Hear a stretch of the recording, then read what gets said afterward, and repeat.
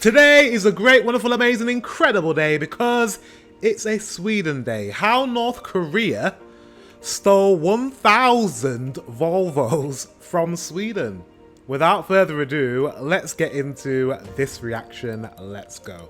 This is the story of how North Korea stole 1,000 Volvos from Sweden. The cars are worth millions and they're openly driven around the capital, Pyongyang. But there's nothing that Sweden can do about it. How did North Korea... This is so random, guys. North Korea is it's far away from Sweden. So how did we get here? How did we get to North Korea stealing 1,000 Volvos from Sweden? And also Sweden, what is your obsession with Volvos? I still don't understand the obsession. I feel like there's an obsession. What did I watch? A movie called The Man Named... Is it The Man Named Ovi? Ovi, it's a really lovely movie. I watched it on my Patreon, link in the description. I was in tears because I found it very emotional. I got really connected to the character. But there was like a few jokes in there about Volvo. Kör du Volvo? Ja. Vad kör du själv? Saab.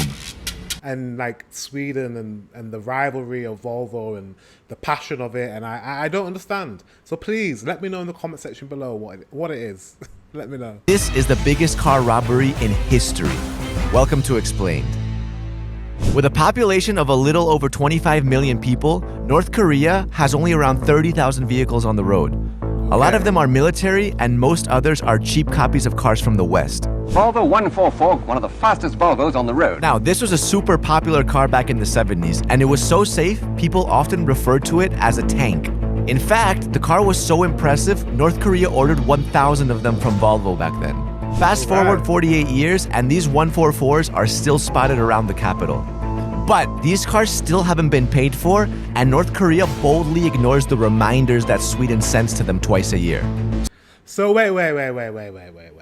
So, North Korea, they ordered 1,000. They didn't steal them, they ordered them. Sweden, or Volvo, sent these 1,000 vehicles to North Korea without payment? That makes sense. They've purchased them, but they sent them without payment. So they're still waiting for payment. That makes no sense. Anyways, let's continue. So how did North Korea manage to steal 1,000 cars in broad daylight and get away with it? Well, back in 1974, North Korea's economy was growing fast. The country was overflowing with Soviet money, and this surplus caught the attention of businesses around the world. So when an order for 1,000 144s came in from North Korea's supreme leader at the time, Kim Il-sung, Volvo jumped at the opportunity to do business in this new market and promptly shipped the cars across. The cars were part of a larger trade deal, and everything was going so well that Sweden became the first Western country to set up an embassy there. But a year later... You guys have an embassy in North Korea? Sweden? Sweden? What's going on? And maybe you don't have it anymore. I'm guessing you don't have it anymore, but you had an embassy in North Korea. North Korea's economic condition took a U-turn. Things started to deteriorate, and suddenly, Sweden realized they weren't going to be paid for anything. By then, it was already too late. Sweden had already invested $131 million in cars and heavy machinery, and North Korea had decided to skip the bill. But what did North Korea do with 1,000 stolen luxury cars? They used them as taxis.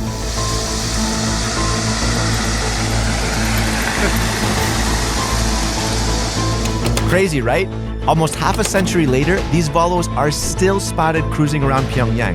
They've been photographed by tourists, and to the surprise of everyone, the cars are in mint condition. But how North Korea managed this level of upkeep has baffled everyone in the outside world. Yeah, because clearly, like, if you've got a Volvo, right, you need the Volvo parts and Volvo, like to keep the upkeep of the cars. Unless the cars are just that incredible that they just last decades. There's another car make in I went to Hong Kong, and they have loads of old vehicles. I can't remember what the vehicles are, but they use them for taxis, and they're literal tanks. I need to figure out which car it is, but they're like so solid. I sat in this car and I knew this car was old, like from the 70s. And I was like, mate, this car is solid. It's built like a bloody machine tank. Like, I don't know. Guys, I'll put it on the screen if I can think of the car, but Hong Kong has something like some strong ass taxis, I'm telling you now. Probably a bit like these Volvos. Maybe it was Volvo. Given that international sanctions prevent them from importing so many things, there are a couple of theories floating around. Some speculate that the deal may have included spare parts. Others say the parts probably get smuggled in from other countries where the car was sold. Or maybe North Korea managed to replicate the parts it needs in its small copycat car industry. In fact, Sweden's embassy in Pyongyang tweeted about these cars a few years ago, and they still going strong with the Volvos from year 1974, still unpaid, running as taxi, almost 500,000. seem kind of impressed at how good they still were. So what kind of impact did this have on Volvo? None, because the sale of cars was insured by the Swedish export credit agency, EKN. When North Korea failed to pay, EKN stepped in and Volvo didn't suffer financially. To this date, Luckily. EKN reminds North Korea twice a year of its debt. That's now over $322 million with inflation and interest over the years. Damn! And fun fact, even if Kim Jong-un and his officers were to round up all 1,000 Volvos and sell them at their current book value of $2,100 each, they'd only cover 0.6% of the debt.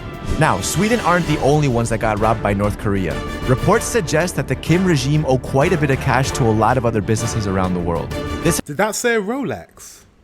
Reports suggest that the Kim regime owe the newspaper 968 went all out listing reports of other debts.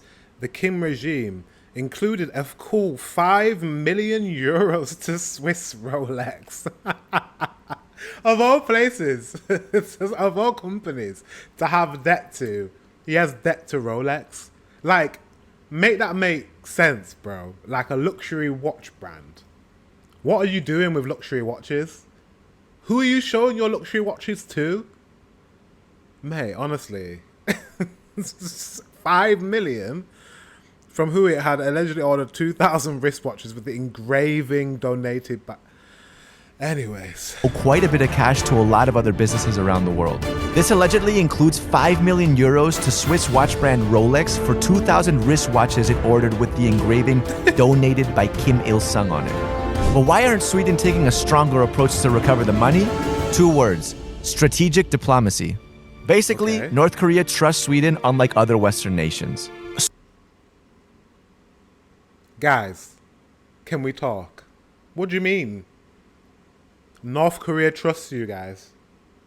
I mean, obviously you're trustworthy, but I'm just saying, you're friends with North Korea? I didn't know all this relationship that you have with North Korea. This is a bit weird. It's a bit weird. I love you, Sweden, but what's... you're dealing with North Korea? Let me know in the comment section if you knew all this already. This is all new to me. Sweden also has strong roots with the United States, so it often acts as an intermediary between North Korea and the US in the nuclear weapons crisis. And whenever needed, Sweden uses its special relationship with North Korea to negotiate the release of Western detainees. Okay, I'm gonna let you off now, Sweden. Okay. You have a decent relationship with them, so you can act as an intermediary and, like, you know, support with releasing people. This guy's case was so sad. He was a stupid Westerner, stupid American that went to North Korea and, like, then he, like, tried to steal, like, a picture or something of the king, or I don't know who the king, I don't know, of King Jong-un or something. He tried to do something that, you know, it got him into trouble, and they basically killed him. And he came back, like, paralyzed or something like that. He died ultimately, and he was a really young lad in his 20s. But yeah, Sweden, I get it. Okay, you're keeping your enemies close. Keeping your enemies close so that you can kind of act as a neutral ground. I understand now. Okay. Given the poor condition of North Korea, the debt probably won't get paid anytime soon.